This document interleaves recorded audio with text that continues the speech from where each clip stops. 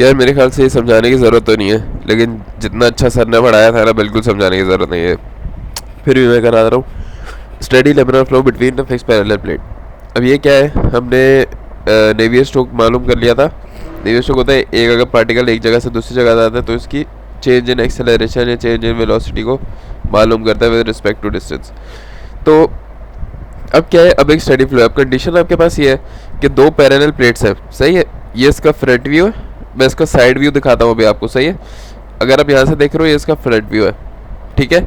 अब मैं इसको आप यहाँ से साइड व्यू दिखाता हूँ कि ये प्लेट किस तरह की बनी हुई है, सही है।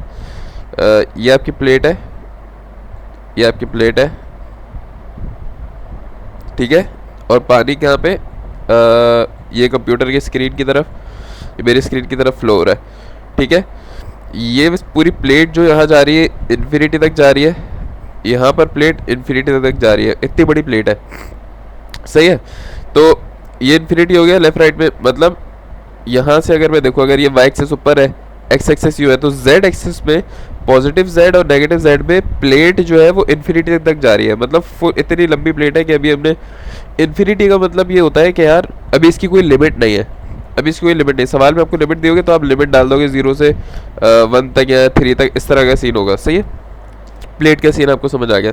दूसरी चीज़ ये है कि यहाँ पर इसकी एक हाइट है जो कि 2h के बराबर है। ये देखो ये हाइट है प्लेट की, ये आपको मैंने फ्रंट व्यू दिखा दिया, ये आपको साइड व्यू है, सही है। तो सेंटर इसका पूरा यहाँ पर है और यहाँ सेंटर पे हमने ओरिजिन रखा हुआ है, सही है। यहाँ एक्स एक्सेस जा रहा है, ऊपर वाई जा रहा है, और ये स्क्रीन से बाहर और अंदर जो है वो जेड एक्सेस जा रहा है, और यहाँ पर इन्फिनिटी है लेंथ इसकी, सही है। तो एक तो ये आपको चीज़ समझ आ गई। दूसरी चीज़ आपको ये पता है कि ये क्या है,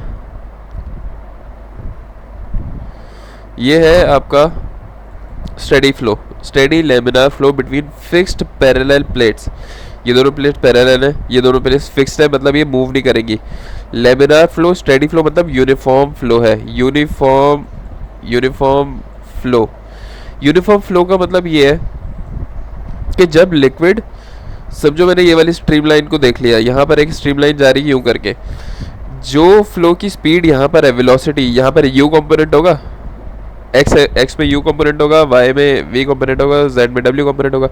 तो यहाँ पर जो यू है वही यू यहाँ पर होगा, क्योंकि ये यूनिफॉर्म फ्लो है, सही है। तो इसका मतलब यह है कि डावा यू बाय डावा एक्स ज़ीरो है, चेंज इन वेलोसिटी ज़ीरो है, क्योंकि ये यूनिफॉर्म फ्लो है। ये आपको यहाँ पर पता चल गया, डावा यू बाय डावा एक्स ज़ीरो है। दूसरी चीज़ ये है कि this is because of uniform flow. दूसरी चीज़ ये है कि डावा u with respect to time भी ज़ीरो है, क्योंकि एक तो डिस्टेंस है ना, कि मैंने बोला कि यार एक मैं यू को यहाँ चेक करूँगा, एक यू मैं यहाँ चेक करूँगा, और ये 5 फीट बाद मैं वापस यू चेक करूँगा विद रिस्पेक्ट टू एक्स, हो गया ना, तब भी मेरा यू सेम है, वेलोसिटी मेरी सेम है। लेकिन अब टाइम मैं बोलूँगा इस पॉइंट पर मेरी जो वेलोसिटी है वो आ रही है 5 मीटर पर सेकेंड। अब मैं 10 मिनट वेट करूँगा, 10 मिनट बाद मैंने देखा तब भी 5 मीटर पर सेकेंड है। तो इसका मतलब ये है कि चेंज इन यू वेलोसिटी, मतलब एक्स एक्सेस पे जो velocity with respect to time भी आपका जीरो है, क्योंकि स्टेडी लेमिनार फ्लो है। तो आपकी ये वाली कंडीशन भी पूरी हो गई। और देखते हैं भाई यू आपका कैसे चेंज हो रहा है। जेड कंपोनेंट में चेंज होगा, एक्स में तो हमें पता चल गया नहीं चेंज हो रहा, जेड में चेंज होगा। भाई देखो आपकी जो प्लेट है यू इन्फिनिटी जा रही है, ये गौर से देख लेना, आसान है यार, कुछ भी नहीं है इसमें। ये आपकी दो प्लेट्स है, यहाँ इन्फिनिटी जा रही है, यहाँ पर इन्फिनिटी जा रही है। आपका जो फ्लो है वो यहाँ यूँ करके आ रहा है, सही। ये प्लेट इतनी बड़ी है, तो ये आपका पूरा कौन सा है, ये आपका है जेड एक्सेस, ये ऊपर आपका है वाई एक्सेस, और ये फ्रंट पे आ रहा है आपका एक्स एक्सेस। ये मैंने आपको ये वाला व्यू दिखाया साइड व्यू। तो क्या होगा, जो वेलोसिटी यहाँ पर है वही वेलोसिटी यहाँ पर होगी, मतलब ये जेड एक्सेस है ना, मतलब जो डब्ल्यू यहाँ पर है वही डब्ल्यू यहाँ पर होगा। एक्स एक्सेस में जो u यहाँ पर है वही u वेलोसिटी यहाँ पर होगी, और u अगर z एक्सेस आ रहा है, सही। अगर मैं प्लेट को इस तरह बढ़ा दूँ, ये अब आपको समझ आ जाएगा। ये देखो ये मैंने प्लेट को बढ़ा दिया इस तरह, सही है। मेरा जो फ्लो है, अब मेरा फ्लो u जा रहा है, तो स्टेडी यूनिफॉर्म फ्लो है, और इसी तरह मेरा पीछे भी यही होगा u करके। तो जब मैं देखता हूँ कि यहाँ मेरा W कंपोनेंट, अगर इस पॉइंट पर ये ओरिजिन है, W कंपोनेंट 0 है, तो यहाँ पे कुछ z एक्सिस में ये कवर करेगा डिस्टेंस। अब z एक्सिस पे क्या होगा, इसकी वेलोसिटी चेंज नहीं होने वाली, क्योंकि जो वेलोसिटी यहाँ पर है वही वेलोसिटी यहाँ पर है। ये जो पानी है या इतना फिल हुआ है, ये पूरा फिल हुआ है, सेम वेलोसिटी से चल रहा है पूरा। ये पूरा पानी है इतना बड़ा, सही, फर्ज करो ये इतना बड़ा पाइप है यूँ करके, और ये यूँ जा रहा है, सही है। तो अभी फिलहाल इसके में दो कंपोनेंट जो आपको दिख रहे हैं वो क्या है, एक तो ये है कि ये यू कंपोनेंट है, जो वेलोसिटी यहाँ पर है वही वेलोसिटी यहाँ पर है इस पार्टिकल की। इसके अलावा जो पार्टिकल यहाँ पर है और जो यहाँ पर है उसकी भी सेम वेलोसिटी है, यू यू। तो इसका मतलब क्या हो, जो डिस्टेंस इसने जेड में कवर किया उसके बावजूद भी इसकी वेलोसिटी सेम है, क्योंकि ये पूरा इस बड़े पाइप के अंदर जो फ्लो है, पाइप बहुत बड़ा है, इसके अंदर जो पूरा फ्लो है वो यूनिफॉर्म है। तो यहाँ वाला पार्टिकल और यहाँ वाला पार्टिकल, इन दोनों की सेम वेलोसिटी होगी, सही है। जेड एक्सिस में और यू एक्स एक्सिस में पार्टिकल की वेलोसिटी जो है वो सेम होगी। तो इसका मतलब ये है कि डावा डब्ल्यू विद रिस्पेक्ट टू डावा जेड भी ज़ीरो होगा, मतलब चेंज इन डब्ल्यू component with respect to z axis भी ज़ीरो होगा। डावा डब्ल्यू बाय डावा जेड का लिखा हुआ आ गई है,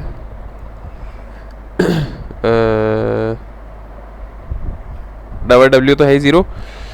ओके ओके, हमारी वी और डब्ल्यू ज़ीरो है। एक मिनट में बताता हूँ क्या है। अच्छा, एक चीज़ आपने गौर करनी है, जो आपका फ्लो है ये स्टेडी लेमिनार फ्लो है और सिर्फ एक्स एक्सिस में फ्लो हो रहा है आपका, सही है। भले यहाँ पर कुछ डिस्टेंस हो, भले ये पाइप इतना बड़ा है, इन्फिनिटी तक जा रहा है, तो लेकिन फ्लो सिर्फ इस डायरेक्शन में हो रहा है। इसका मतलब सिर्फ u की कोई वैल्यू होनी चाहिए।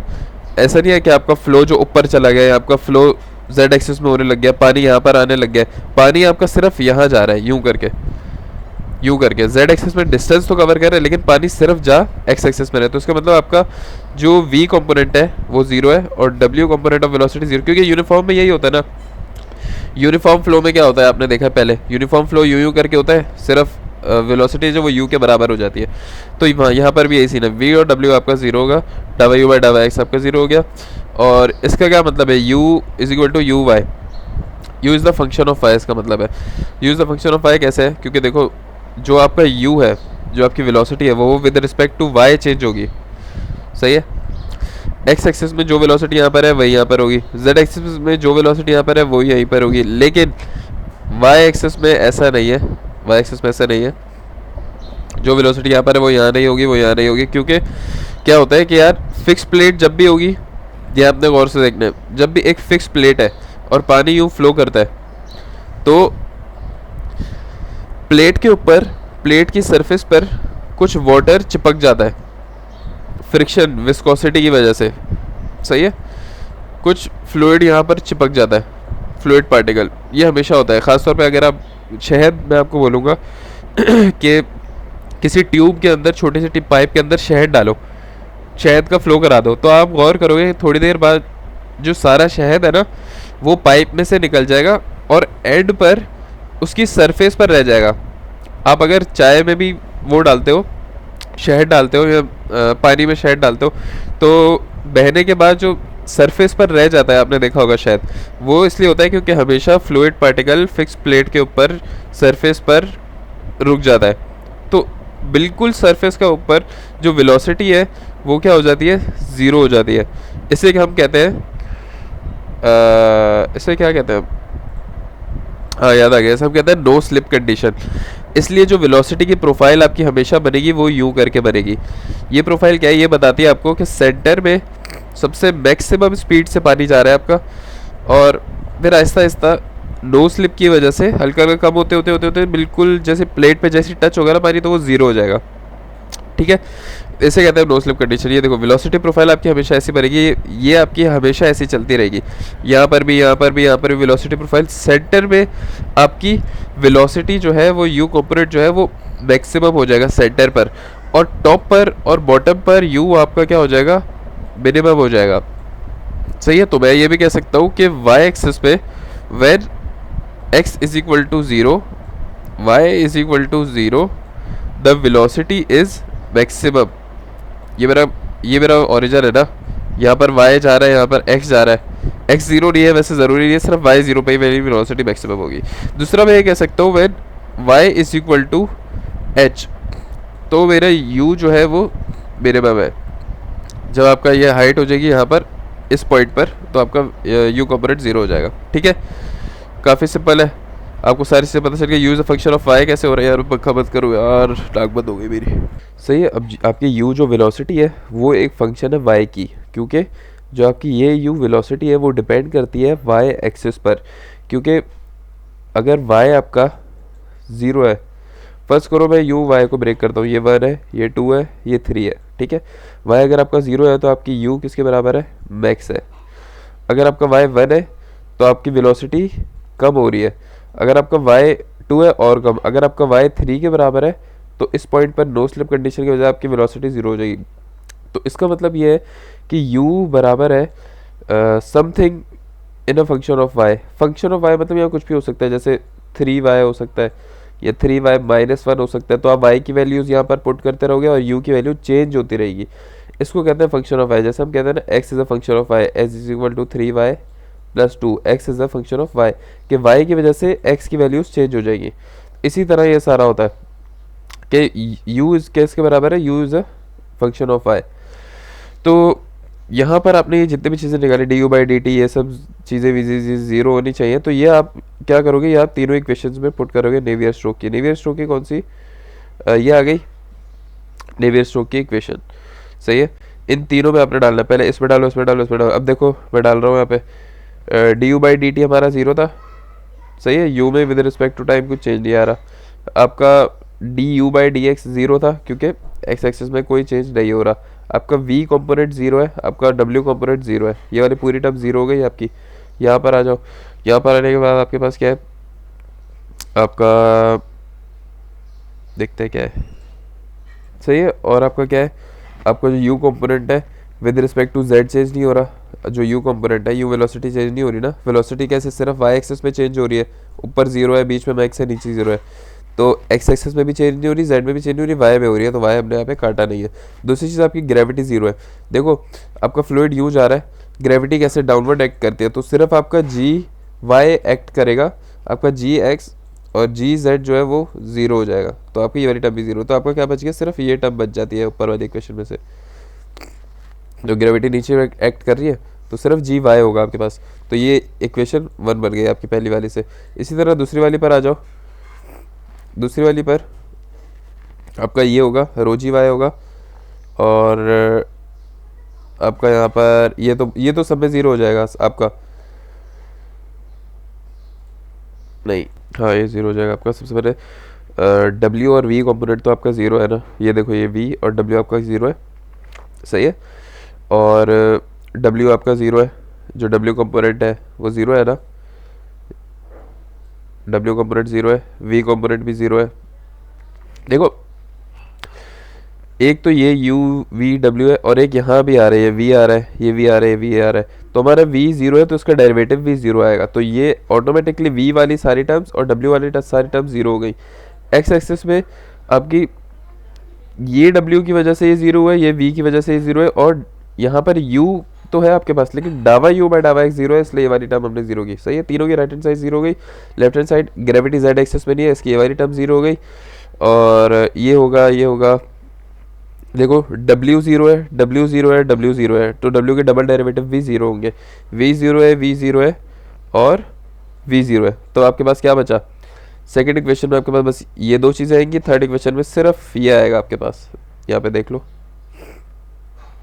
पहली इक्वेशन, दूसरी इक्वेशन, ओके, ये सारी चीज़ें आ जाएंगी। अब आप क्या करोगे, अब इनको इंटीग्रेशन करोगे, क्योंकि ये डेरिवेटिव हम चेंज की बात कर रहे थे ना, अब हम अगर टोटल की बात करें, क्योंकि हमने लिमिट्स यहाँ पर लगानी है, तो अब हम यहाँ पर बात कर लेंगे इंटीग्रेशन की। सबसे पहले इसकी बात कर, आसान वालों के इंटीग्रेशन पहले कर लेते हैं। ये वहाँ जाके प्लस हो जाएगा, ये वहाँ जाके प्लस हो जाएगा, और ये इक्वल टू माइनस का साइन यहाँ पर आ जाएगा।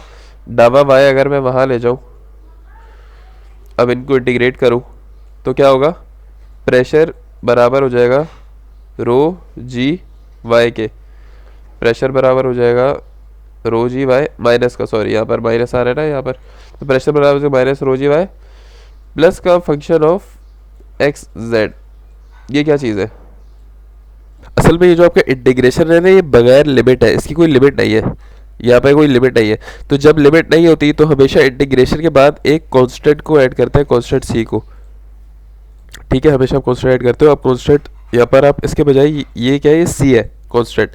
तो फंक्शन ऑफ एक्स जेड कैसे हुआ, क्योंकि देखो इंटीग्रेशन में यहाँ पर जो चेंज हो रहा है वो डेरिवेटिव ऑफ वाई हो रहा है, तो आपने फंक्शन ऑफ एक्स जेड लिख दिया। अगर यहाँ पे डेरिवेटिव ऑफ जेड होता या डावा जेड होता तो आप इंटीग्रेशन ऑफ एक्स वाई लिखते। अगर यहाँ पर वाई होता तो आप वाई जेड लिख देते, ठीक है, उल्टा लिख दोगे। अगर यहाँ पे डावा y होता और यहाँ अगर डावा z भी होता तो आप यहाँ पर x लिखते। मतलब तीनों कंपोनेंट में x y z में से जो जो इंटीग्रेशन में मौजूद नहीं होगा वहाँ आप फंक्शन में उसको ये लिख दोगे। मतलब इंटीग्रेशन के अगर ये सवाल है एक, अगर इस सवाल में डावा y है और डावा z भी आ गया या फिर सिर्फ z आ गया या सिर्फ x आ गया, तो जो जो इस सवाल में मौजूद नहीं है, फर्स्ट करो यहाँ पर x के अलावा डावा y डावा z मौजूद है, तो आप सिर्फ फंक्शन ऑफ x लिख दोगे यहाँ पर, ठीक है। इस तरह होता है, ये लॉजिक नहीं पता इसकी मुझे, लेकिन ये इस तरह होता है। तो पहली इंटीग्रेशन होगी, दूसरी इंटीग्रेशन पर आ जाओ। ये वाली डावा p इज इक्वल टू 0, ये वहाँ जाके मल्टीप्लाई हो जाएगा तो ये क्या बन जाएगा, 0 हो जाएगा। तो डावा p is equal to integration of 0, 0 की इंटीग्रेशन क्या होगी, कॉन्स्टेंट आ जाएगी डायरेक्ट, किधर है, ये रहा। तो 0 की इंटीग्रेशन कोई लिमिट नहीं है, कॉन्स्टेंट हो जाएगा। तो डावा p is equal to constant, ठीक है। कांस्टेंट क्या आएगा, फंक्शन ऑफ, ये देखो यहाँ पर z है, यहाँ पर y था तो xz, यहाँ पर z है तो xy। परफेक्ट है, समझ आ गया आपको। तो जो कांस्टेंट है उसकी वैल्यू क्या आएगी, कांस्टेंट होना चाहिए फंक्शन ऑफ xz। मतलब जो आपका कांस्टेंट जो भी आएगा वो y नहीं आएगा, y तो वेरिएबल है इस सवाल में, कांस्टेंट आपका x और z होगा। ओके, ये आपको समझ आ गया। तो आपने क्या किया, यहाँ से फंक्शन ऑफ y की वैल्यू निकाल दी, फंक्शन ऑफ xy की। एक मिनट रुकना। इसके बाद इन दोनों इक्वेशंस को ऐड कर दो। ऐड कैसे करते हैं, सर ने बताया था कि जो फिजिक्स में हम लोग ये ऐड करते हैं ना फ्लूइड मैकेनिक्स में, तो ऐड करने के बाद ऐसा नहीं है कि p प्लस p 2p हो जाएगा, हम लोग कॉमन एडिंग करते हैं इसमें।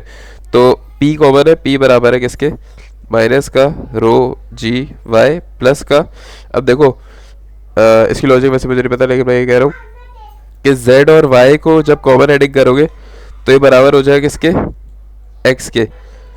तो ये फंक्शन ऑफ x के बराबर हो जाएगा, और प्लस ये फंक्शन ऑफ x और ये फंक्शन ऑफ x पहले ही है, तो function x plus function x और y z की वजह से plus function s, 3 function of x है। अब ये 3 फंक्शन ऑफ x नहीं बनेगा, कॉमन एडिंग में ये होता है कि आपका सिर्फ ये फंक्शन ऑफ x बन जाएगा, सही है। तो रो जी एक्स माइनस का रो g x plus function of x, तो ये आपका बन गया इक्वेशन। ये मैंने बना दिया है, पता नहीं कैसे, ये वहाँ जाके प्लस हो जाएगा, पहली इक्वेशन ये बन जाएगी, इसकी डबल इंटीग्रेशन। अच्छा, अब इसको हम ना प्रेशर के उस पर इंटीग्रेट नहीं कर रहे हैं, हम वेलोसिटी के उस पर कर रहे हैं। ये मुझे नहीं पता यार क्यों किया इन लोगों ने, लेकिन अच्छा अब आपको ये चीज़ समझनी पड़ेगी। अगर मैं इसकी थोड़ी सी लॉजिक बताऊँ आपको कि यार हमने इक्वेशन A2 और A3 से प्रेशर की वैल्यू निकाली और A1 से वेलोसिटी की, यार क्योंकि आपको ये गौर करना होगा। देखो आपको इक्वेशन बता क्या रही है, इक्वेशन A3 आपको बता रही है कि आपका pressure with respect to z 0 है। देखो z एक्सिस में प्रेशर आपका चेंज नहीं होगा, सही है। एक पार्टिकल यहाँ है, दूसरा पार्टिकल अगर यहाँ है, तो इन दोनों का प्रेशर सेम होगा। प्रेशर कैसे चेंज हो सकता है मैं बताता हूँ। ये वाली इक्वेशन आपको क्या बताती है, ये वहाँ जाके प्लस हो जाएगा, तो ये आपको बताएगी कि आपका जो प्रेशर है with respect to y change हो रहा है। मतलब y एक्सिस में क्योंकि ग्रेविटी की वजह से प्रेशर चेंज होता है ना, यहाँ ग्रेविटी थोड़ी ज़्यादा है, यहाँ थोड़ी कम होगी, लेकिन ये इतना माइनर है कि इसको हम निगलेक्ट कर सकते हैं, लेकिन फिर भी ये आपको बता रहे हैं। तो जब आपने इसकी इंटीग्रेशन की तो आप प्रेशर का आंसर निकालोगे। यहाँ पे भी pressure with respect to y change हो रहा है, ग्रेविटी और डेंसिटी कॉन्स्टेंट है, तो ये तब भी आपकी प्रेशर। लेकिन ये इक्वेशन में कुछ अलग है, ये इक्वेशन बता रही है कि आपकी जो वेलोसिटी है जो कि u डायरेक्शन में जा रही है, ये with respect to y change हो रही है। मतलब ऊपर थोड़ी है, नीचे ज़्यादा है, नीचे ज़्यादा है, फिर नीचे कम है, मतलब y एक्सिस में चेंज हो रही है। और ये भी है कि इसमें एक फैक्टर ऐड होगा कि प्रेशर आपका with respect to x axis change हो रहा है। देखो यहाँ प्रेशर ज़्यादा है, यहाँ प्रेशर कम है, सही है। फ्लूइड हमेशा फ्लो करता है कम प्रेशर ज़्यादा प्रेशर, ये हमेशा याद रखना। प्रेशर डिफरेंस की वजह से क्या होता है, हमेशा याद रखना, प्रेशर ज़्यादा वेलोसिटी कम, ये सीन होता है। तो अगर यहाँ पर प्रेशर ज़्यादा है, अगर यहाँ प्रेशर कम है तो यहाँ पर वेलोसिटी आपकी ज़्यादा होगी, तो इसकी वजह से ये होगा कि यहाँ से फ्लूइड फ्लो करेगा लेफ्ट टू राइट। एक मिनट कॉल आ रही है, सही है। ये कॉन्सेप्ट आपको समझना पड़ेगा। फर्ज करो कि एक टूटी लगी हुई है यहाँ पे, सही है, ये यहाँ पे टूटी लगी हुई है, यहाँ लाइन से पानी आ रहा है, ये दीवार है आपकी, सही है, इस तरह हॉरिजॉन्टल फ्लो हो रहा है, यहाँ पर आपकी टूटी लगी हुई है, टूटी बंद है, यहाँ का प्रेशर सेम है, पानी यहाँ पे पड़ा हुआ है, कहीं भी फ्लो नहीं करेगा। आपने जैसी टूटी खोलोगे, खोलने की वजह से प्रेशर कम होगा, वेलोसिटी बढ़ेगी और पानी यहाँ से फ्लो करना शुरू कर देगा। इसीलिए जब आप यहाँ से टूटी बंद करोगे, प्रेशर बराबर होगा, पानी रुक जाएगा। और बैक फ्लो के टाइम क्या होगा, फर्ज करो हल्का से यहाँ से दीवार टूटती है, टूटने की वजह से यहाँ पे एयर आएगी, एयर की वजह से प्रेशर आपका डिक्रीज हो जाएगा और वेलोसिटी इंक्रीज होगी। तो आपका टूटी से बजाय निकलने के बजाय यहाँ से पानी दीवार में से लीक होना शुरू हो जाएगा और प्रेशर की वजह से यहाँ से ये फटने के बाद ये पूरा फट जाएगा और यूं यूं आपका पानी फवारे की तरह निकलना शुरू हो जाएगा। This is called back flow. और यहाँ से पानी पहले निकलेगा, सही है, यहाँ से निकलना शुरू होगा। और अगर आप ये पूरी टूटी हटा दो तो पानी बाहर इसलिए निकलेगा क्योंकि इसके पीछे जो लाइन आ रही है यहाँ पर प्रेशर आपका ज़्यादा है, यहाँ पर प्रेशर कम है और वेलोसिटी ज़्यादा है। तो ये आपको रिलेशन आपको पता करना पड़ेगा। दूसरी बात ये कि अगर फ्लो लेफ्ट टू राइट हो रहा है तो आप सीधा सीधा समझ जाओगे यहाँ पर प्रेशर कम है, यहाँ प्रेशर ज़्यादा है। तो आप अगर प्रेशर डिफरेंस लेते हो P2 माइनस P1 करते हो तो P2 आपका कम है, P2 आपका ज़्यादा, तो आपका आंसर नेगेटिव आना चाहिए, प्रेशर आपका नेगेटिव आएगा क्योंकि यहाँ पर प्रेशर कम है, यहाँ पर ज़्यादा है। P2 माइनस P1 करोगे, P1 बड़ा है, आंसर नेगेटिव आएगा, तो डेल्टा P जो है वो आपका नेगेटिव हो जाएगा। सही है, ये आपका आगे लॉजिक यूज़ होगी। तो पहले वाला आपको वेलोसिटी रिलेशन बताते हैं, इसलिए आप इसको वेलोसिटी की फॉर्म में इंटीग्रेट करोगे। कैसे इंटीग्रेट करोगे, आपने क्या करना है, dy² को वहाँ ले जाओ, सही है, इसको इंटीग्रेट 2 टाइम्स करोगे। जब dy² को आप वेट लेट मी सी यार, सॉरी वीडियो जो है ना लंबी जा रही है बट इसको करना होगा हमने। इस इक्वेशन को integrate with respect to y करो। विद रिस्पेक्ट टू y करते हैं इंटीग्रेशन ऑन बोथ साइड, यहाँ पे इंटीग्रेट कर दिया। विद रिस्पेक्ट टू y का क्या मतलब है, यहाँ पे अगर यहाँ पर इंटीग्रेट डालो तो ये तो d² से कैंसिल हो सकता है, लेकिन राइट साइड पे अगर आप ये करो तो आपको यहाँ पर dy ऐड करना पड़ेगा। ये क्यों किया, ताकि d से ये कट के वापस न्यूट्रल हो जाए। Integrate with respect to dy, यार ये आपको इंटीग्रेट इसी तरह करता है, सही है। अगर यहाँ पर विद रिस्पेक्ट टू y कर रहा हूँ और यहाँ पर इंटीग्रेट कर रहा हूँ तो यहाँ पर dy आपका आएगा क्योंकि आप integrate with respect to y कर रहे हो। और एंड यू कैन से कि यहाँ पर भी dy आएगा। लेट्स सी, तो क्या होगा, आपका एक इंटीग्रेशन एक स्क्वायर से कट जाएगा, तो ये क्या बन जाएगा, du upon dy is equal to dy की इंटीग्रेशन होती है y। ये पूरी टर्म कॉन्स्टेंट है क्योंकि आप dy से इंटीग्रेट कर रहे हो, तो 1/u मतलब विस्कोसिटी, dp ओवर मतलब डावा p ओवर डावा x into y plus constant c1, there is no limit so you include one constant c1। next again integrate with respect to y, अगर इंटीग्रेट करोगे यहाँ पर dy आ गया, यहाँ पर dy आ गया। c1 को भी इंटीग्रेट करोगे विद रिस्पेक्ट टू dy क्योंकि जितने भी टाइम है उनको करोगे। इंटीग्रेशन से इंटीग्रेशन कटी तो यहाँ पर आपको क्या आएगा, u is equal to with respect to y कर रहे थे, इंटीग्रेशन तो इससे कट गई पूरी, u बराबर हो गया किसके, 1 ओवर विस्कोसिटी डावा p बाय डावा x, y की इंटीग्रेशन होगी y² बाय 2 पहले लिख दिया, प्लस c1 की इंटीग्रेशन, c1 बाहर आएगा, y की इंटीग्रेशन y होगी c1y प्लस कांस्टेंट ऐड करोगे अगला c2। ये बन गई आपकी चीज़, ओके। अब आप क्या करोगे, बाउंड्री कंडीशन क्या होती है, हमें पता है जब देखो दो चीज़ें, एक y है और एक वेलोसिटी है। जब y आपके बराबर है 0 के तो आपकी वेलोसिटी क्या है, मतलब u कंपोनेंट आपका बैक्स होगा, सही है। एक और चीज़ है कि जब आपका y बराबर है h के तो आपका u कंपोनेंट 0 हो जाएगा, और आपका y बराबर है माइनस h के तो आपका u कंपोनेंट 0 हो जाएगा। ये कैसे 0 है, ये आपने खुद ही देखना होगा, हर सवाल में आपको कॉन्सेप्ट पता चलेगा। यहाँ पर देखो, यहाँ पर y क्या है 0, ये y एक्सेस ये ओरिजिन है ना, यहाँ पे x y z सब कुछ 0 है, सही है। यहाँ पर y 0 है, यहाँ पर y की वैल्यू इस पॉइंट पर है h, y is equal to h, और यहाँ पर क्या है, वेलोसिटी 0 है क्योंकि नो स्लिप कंडीशन है। यहाँ पर फ्लूइड रुका हुआ होगा यहाँ पर, और यहाँ पर फ्लूइड रुका हुआ होगा। इसी तरह जब y is equal to minus h है तो u आपका क्या है 0। तो ये 2 पॉइंट्स आपको मिल गए। इस इक्वेशन में आप ये डालोगे, पहले आप डालोगे y is equal to h, u is equal to 0, y is equal to h, u is equal to 0। तो यहाँ से आपके पास जब डालोगे तो एक बार ये बनेगा c1 इज इक्वल टू 0, नहीं सॉरी 2 इक्वेशन बनेगी आपके पास, सही है, 2 इक्वेशन बनेगी। एक इक्वेशन यहाँ से बनेगी, दूसरी आप डालोगे y is equal to minus h, u is equal to 0, तो एक आपके पास प्लस एच की बन जाएगी और एक माइनस एच की। जब इन दोनों को ऐड करोगे तो ये कैंसिल हो जाएगा और c2 की वैल्यू क्या आ जाएगी, ये वाली टर्म, c2 की वैल्यू आ जाएगी ये वाली टर्म। जब आप c2 की वैल्यू ये वाली टर्म डालोगे नेगेटिव में तो आपका ये इससे कट जाएगा और c1 आपका आ जाएगा क्या 0। ठीक हो गया, 2 इक्वेशन बनेगी, इक्वेशन 1 इक्वेशन 2, दोनों को ऐड या सब्ट्रैक्ट साइमल्टेनियसली सॉल्व करोगे तो c1 की वैल्यू आएगी, फिर c1 की वैल्यू उठा के कहीं भी रख दो इस इक्वेशन में या उस इक्वेशन में, तो आपके पास c2 की वैल्यू भी आ जाएगी, सही है। आ गया, जो C1 C2 आ गया। अब आपने क्या करना है, अब आपने करना है कि C1 और C2 की वैल्यू U में रख देनी है। यार वीडियो बहुत लंबी हो रही है, सॉरी भाई। अब आपके पास क्या इक्वेशन बन रही थी, ये इक्वेशन थी, ये इक्वेशन बन रही थी, ये इक्वेशन बन गई। यहाँ पर आप C1 और C2 की वैल्यू, C1 0 आ गया, C2 की वैल्यू क्या है, यही चीज़ है माइनस में, और यहाँ पे वाई स्क्वायर की बजाय एच स्क्वायर है।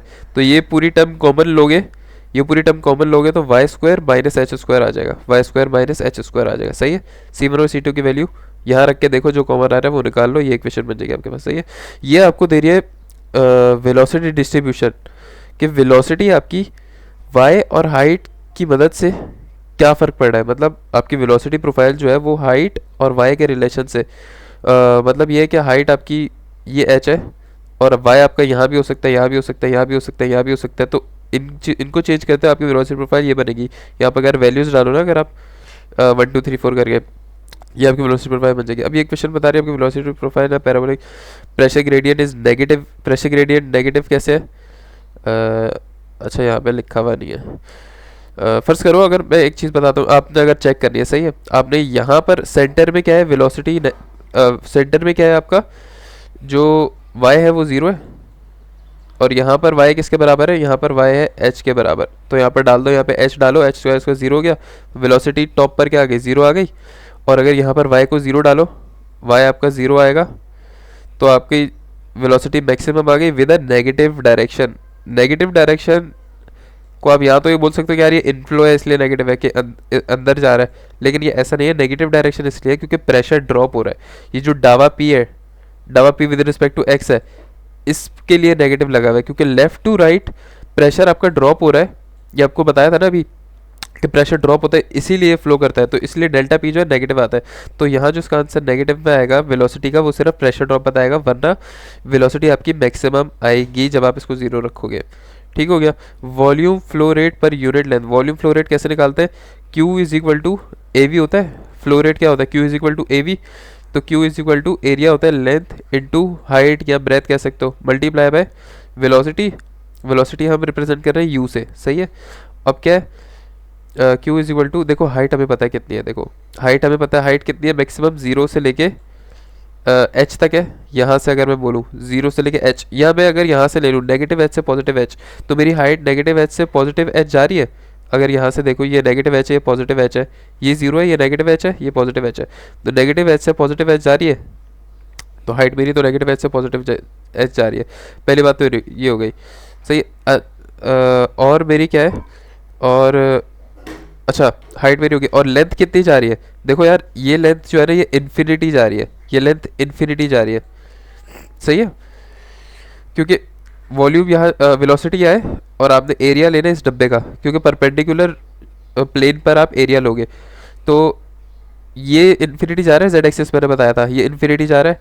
तो आपने क्या बोला यार, इन्फिनिटी को हम सॉल्व भी कर सकते हैं, हमारा पूरा आंसर इन्फिनिटी आ जाएगा। तो हम एक काम करते हैं, अपना यूनिट लेंथ की बात कर लेते हैं, हम सिर्फ 1 ले लेते हैं। यहाँ पर हाइट हमने माइनस h से h तक ले ली, लेकिन लेंथ हम लोग 1 ले लेते हैं कि यार यूनिट के लिए भी सॉल्व करते हैं। सवाल में अगर इन लोगों ने बोला होगा कि 2 यूनिट 3 यूनिट के लिए करें, तो हम यहाँ पर लेंथ की वैल्यू 2 3 4 रखते जाएंगे। अभी फिलहाल हम लेंथ को यहाँ पर 1 रखते हैं। सही है, लेंथ को 1 रख दिया। हाइट हमारी चेंज हो रही है, तो इसको हम dy बोलेंगे, तो ये u dy बन जाएगा। u dy बन गया, इंटीग्रेशन माइनस h से प्लस h, u की वैल्यू रख दी, ये वाली आपकी u की वैल्यू है, और ये dy आ गया। इसको इंटीग्रेट करो, सिर्फ h के अलावा हर चीज़ बाहर आ जाएगी, ये पूरी टर्म आपकी बाहर आ जाएगी एज इट इज़, और इसकी इंटीग्रेशन होगी विद रिस्पेक्ट टू y। सही है। इसकी इंटीग्रेशन करो, y की इंटीग्रेशन होगी y³ 3, और h की डेरिवेशन होगी h स्क्वायर जो है हमारा कांस्टेंट होगा, बाहर आएगा, y सिर्फ यहाँ पे रह जाएगा, तो सिर्फ इंटीग्रेशन dy रह जाएगी, इंटीग्रेशन और dy होगी y। सही है। अब यहाँ पर वैल्यू डालो, माइनस h से plus h, upper limit minus lower limit, मतलब upper limit minus lower limit 2h आ जाएगा, 2h हो जाएगा। तो इन सब की जगह 2h डाल दो, y की जगह पे 2h डालो, क्या होगा 2h³ 3 minus, wait guys, wait, बहुत लंबी वीडियो हो गई यार। इंटीग्रेशन इस तरह से हो गई। सही है, ये हमारे पास बन गया था। सही है। y की जगह अपर लिमिट माइनस लोअर लिमिट, अपर माइनस लोअर लिमिट, और माइनस h स्क्वायर बाहर आ गया, y की जगह अपर माइनस लोअर लिमिट। सही है। अपर माइनस लोअर लिमिट ही माइनस एच है, तो हमने यहाँ इस तरह लिख दिया, ये बन गया, ये एच प्लस एच हो जाएगा 2h, 2h multiply by H square तो 2h क्यूब, और ये H cube plus H cube बन जाएगा तो 2h क्यूब ये हो गया, 3 से मल्टीप्लाई एलसीएम होगा तो 2 माइनस 6h क्यूब हो जाएगा 4h माइनस का 4h cube upon 3।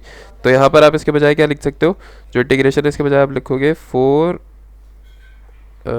H cube, sorry नहीं नहीं यार ये आएगा, यहाँ पर आएगा, सॉरी ये आपका एज इट इज़ बाहर आएगा, ये देखो इसकी बात की थी ना, ये एज इट इज़ बाहर आ जाएगा, इसकी इंटीग्रेशन होगी, इसकी इंटीग्रेशन हमने क्या करी पूरी, माइनस का 4h क्यूब अपॉन 3, इसकी इंटीग्रेशन में किया माइनस का 4h क्यूब अपॉन 3, सही है, 2 से 2 आ गया यहाँ पे, तो क्या बन गया माइनस का 2h क्यूब अपॉन 3 म्यू डावा पी बाय डावा, परफेक्ट है, आपको समझ आ गया यहाँ पे कि फ्लो रेट की वैल्यू ये कैसे आई इंटीग्रेशन करके। आगे चलते हैं, ये हम लोग कह सकते हैं यार, इसको ऐसे भी लिख सकते हैं, सही है, change in pressure upon x को हम डेल्टा पी बाय एल भी लिख सकते हैं।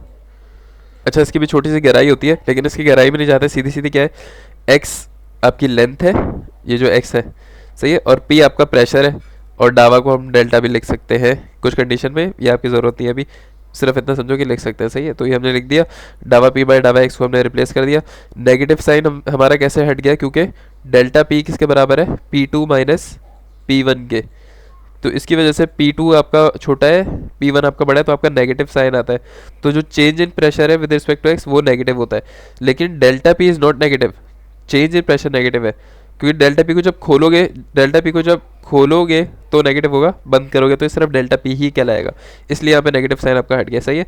तो आपने यहाँ पर negative delta P by delta X को रिप्लेस कर दिया delta P by delta L से, just to make it easy and clear for big equations like F is equal to M A.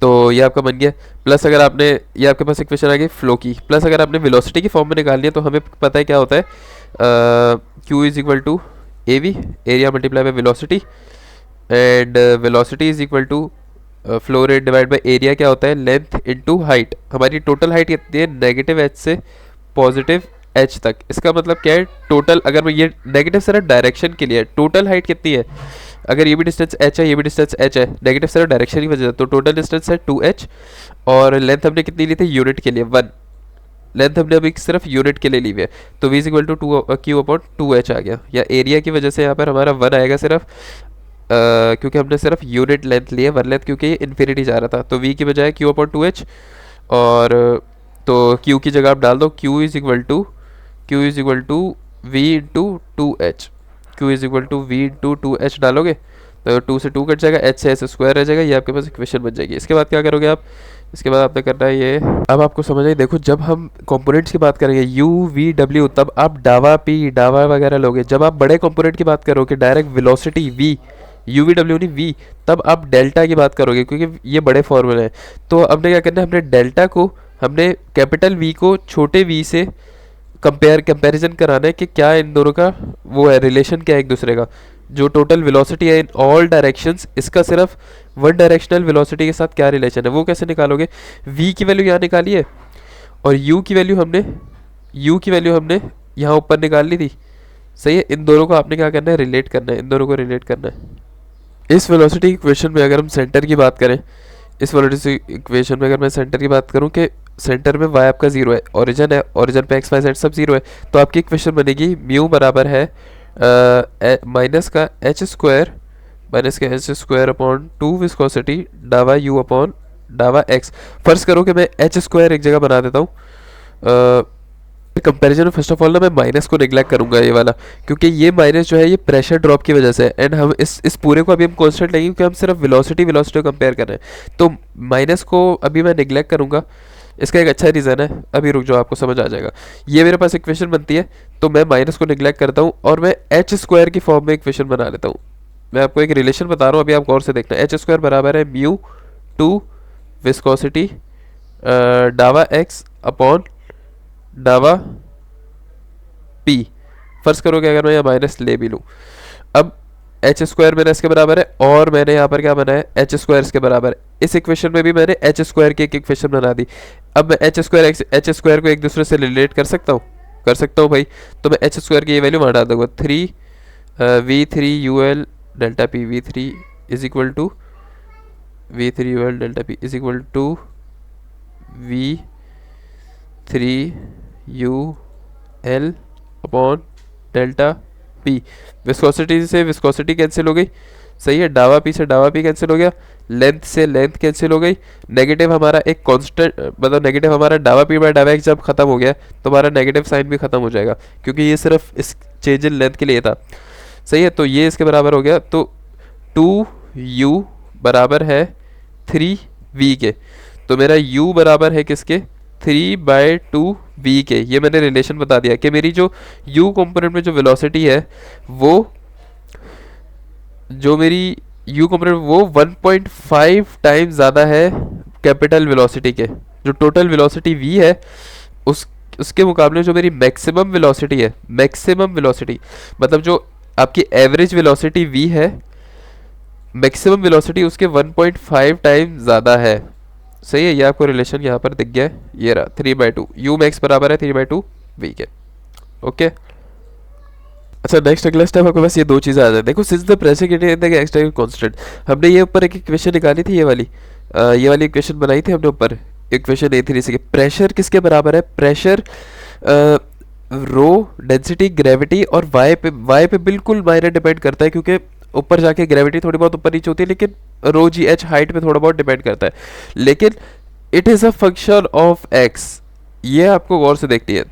तो आपके पास एक तो ये इक्वेशन है, इसको हमने इक्वेशन नंबर समझो 1 नाम दे दिया। सेकंड आप क्या कह सकते हो कि डावा पी बाय डावा एक्स बराबर है derivative of function X divide by derivative of X. क्योंकि इसलिए कि p is a function of x, x direction में p with respect to x change हो रहा है, तो हम कह सकते हैं कि डावा p जो है, डावा p is a function of x, डावा p is the derivative of function of x। कि जैसे हमने बोला था ना u का, कि u is the function of y, velocity y axis पे चेंज हो रही है हाइट की वजह से, तो इसी तरह हम कह रहे हैं कि डावा p is a function of x, तो p pressure is a function of x, तो हम इसको इस तरह भी लिख सकते हैं। अब ये क्या होगा, मेरा ये डावा ये d है डेरिवेटिव, अब इसको मैं इंटीग्रेट करूँगा, dx में वहाँ ले जाऊँगा, वहाँ ले जाने के बाद क्या होगा, अगर मैं dx को वहाँ लेके जाता हूँ तो मेरा जो इक्वेशन है वो बनेगी कुछ इस तरह से, ये dx आ जाएगा, यहाँ पर इंटीग्रेट और बोथ साइड कर दूंगा, इससे क्या होगा, ये दोनों मेरा कांस्टेंट है, ये बाहर आ जाएगा, और dx का डेरिवेटिव क्या बनेगा, x, तो ये बनेगा डावा p बाय डावा x इंटू एक्स बराबर है किसके, बराबर है मेरे फंक्शन ऑफ x के, फंक्शन ऑफ x के, प्लस कोई लिमिट नहीं है, तो यहाँ पे मेरे पास एक कांस्टेंट आएगा जो कि है p not, pressure not, initially जो मेरा प्रेशर है वो कांस्टेंट है मेरा। तो ये आपके पास फंक्शन ऐसे आया है, सही, फंक्शन ऑफ x बराबर है डावा p बाय डावा x into x plus constant p not, okay. ये फंक्शन ऑफ x की वैल्यू आप इक्वेशन नंबर 1 में डालोगे तो आपके पास ये एक लंबी इक्वेशन बनेगी which is to find delta p, तो p माइनस p नॉट, अगर मैं ये वहाँ ले जाऊँ p माइनस p नॉट, तो ये क्या बचेगा, ये बचेगा delta p is equal to all this equation. तो प्रेशर डिफरेंस अगर आपने कभी मालूम करना हो तो you can find with this equation. Hope कि आपको समझ आ जाएगा। वीडियो सॉरी थोड़ी लंबी बन गई है। अगला हम इसका एक न्यूमेरिकल कवर करें, कोशिश करूँगा इतना ज़्यादा डिटेल में नहीं कराऊँ जितना ही डिटेल में करा दिया, तो न्यूमेरिकल सॉल्व करें, फिर ये क्वाइट फ्लो हम लोग सॉल्व कर लेंगे। थैंक यू गाइस, अल्लाह हाफिज़।